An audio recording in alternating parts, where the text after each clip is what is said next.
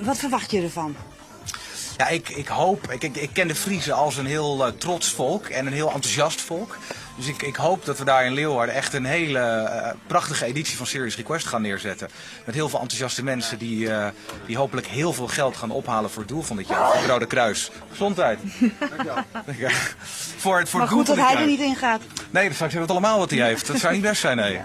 Maar heb je enig idee wat er in Friesland zich al afspeelt nu?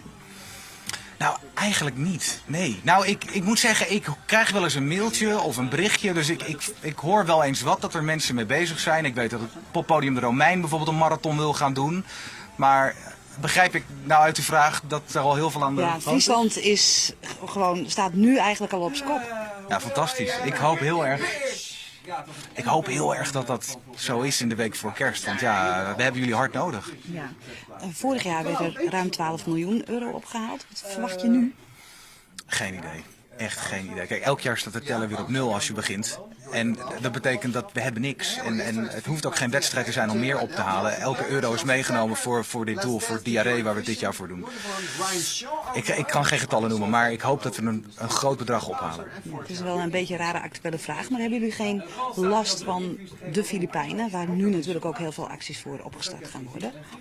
Nou ja, het is heel goed denk ik dat er nu gelijk actie ondernomen wordt voor de Filipijnen. Want die actie is nu hard nodig. Serious Request is over 6 weken, dus wij zouden veel te laat zijn om daar direct wat mee te doen. Maar wat mij nu wel opviel in de berichtgeving over de Filipijnen is dat mensen juist nu ook het heel veel over schoon drinkwater hebben. En juist ook de hygiënische voorzieningen, dat daar heel veel noodzaak voor is.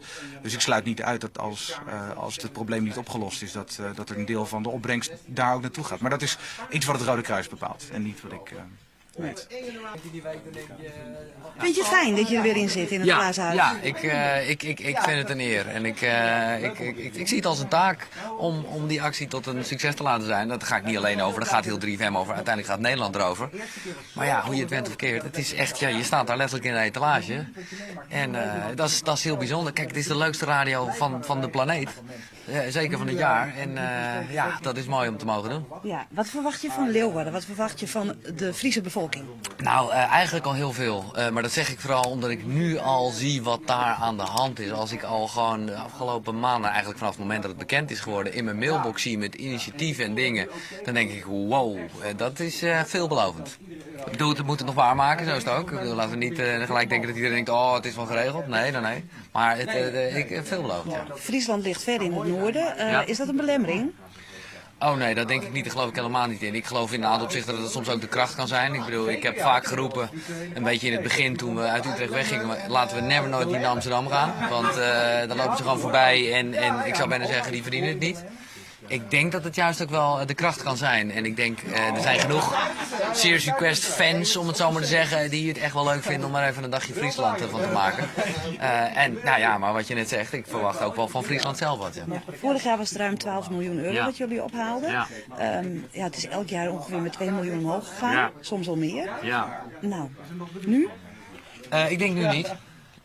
Maar Volgens mij zei je dat vorig jaar ook. Ja, en dat zeg ik toen ook vanuit de grond van Markt. Maar ik denk dat ook echt. Maar ik zeg er ook gelijk bij, het maakt ook niet uit. En dat kan misschien een beetje ongeïnteresseerd overkomen, maar ik bedoel meer voor te zeggen, deze actie is niet voor niks een stille ramp. Het is niet een natuurramp waar we nu veel over horen of iets waar je dagelijks over hoort. Nee, wij gaan het op de kaart brengen. En letterlijk elke euro is er eentje meer dan er ooit dan er gepland was op te halen, om het zo maar te zeggen. Want het staat niet op de agenda. Dus daarmee is het goed. Maar ja, er gaat natuurlijk een keer een jaar komen en ja, ik denk gewoon echt dat het dit jaar is, want die crisis, laten we wel zijn, dat is ook wat mensen nu voelen. Ja. Je bent druk, ik hè? moet het doen. Maar wat wordt je openingszin? Wel een Friese, toch? Ik begin altijd met nachtdieren, dagdieren, Gielje, goedemorgen. En ik ga mijn Friese luisteraars vragen om dat even mooi te vertalen. Dus als jij het weet. Bij deze stellen we de vraag aan de luisteraars. Het komt bij je binnen. Koen, blij dat je weer in het glazen huis zit? Ja, blij, vereerd. Het is ook een heel raar gevoel. Want je wordt er echt een soort van overvallen en het is aan de ene kant te gek, het is aan de andere kant heel zwaar. Het is, we gaan het weer doen en dat is wel een heel fijn gevoel. Ja. Wat verwacht je van Leeuwarden? Wat verwacht je van de Friese bevolking? Ja, nou ja, ik ben redelijk nieuw. Ik kom niet heel veel in Friesland. Ik ben er toevallig afgelopen 5 mei geweest met Bevrijdingsdag. Met de helikopter over Leeuwarden gevlogen en ik heb daar ook een beetje de sfeer al kunnen proeven. En zelfs ook het plein al gezien, het Wilhelminaplein. En ja, dat zag allemaal hartstikke gaaf en te gek uit. Maar hoe de sfeer zal zijn straks met alle mensen, ja, dat zullen we daar moeten ervaren. Je hebt vaker in het glazen huis gezeten. Zwaar lijkt me. Ja, kijk, ik wil daar ook niet te veel de nadruk op leggen. Want als je kijkt voor de mensen waar we het voor doen, die hebben het echt zwaar en wij dan niet.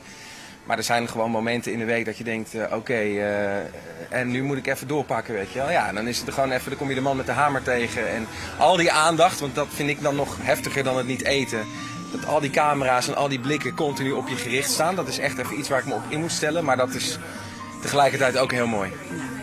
Ik heb Paul en Giel ook gevraagd. Hoe is het met je Fries? Ja, mijn Fries. Niet zo goed. Ja, mijn collega Sander beweert dat hij heel goed Fries kan. Maar ja, ik heb nog een paar weken om een paar lesjes te nemen. Dus dat ga ik maar doen. Goeiemorgen, goeiemiddag, goeioen. Goeiemorgen, goeiemiddag en dan? Goeioen. Goeioen. Het lijkt je wel Chinees, joh. En onchen. Unshen. Onchen. Unshen. Dag, tot ziens. Tot ziens. Dankjewel. Dankjewel.